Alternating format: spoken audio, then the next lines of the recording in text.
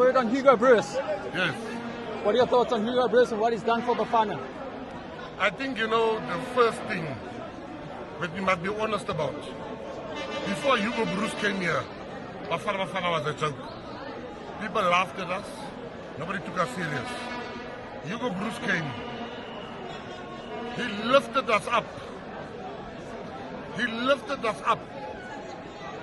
What Hugo Broos has done for our football, we need to build a statue for him. Because Hugo Broos has really done so much for our football. And Hugo Broos will make a decision on his future. But if Hugo Broos are not going to stay, we can't be messing around. I'll be supporting one name and one name only, and this is breaking news. If Hugo Broos does not stay, if Hugo Broos stay, he will have my support.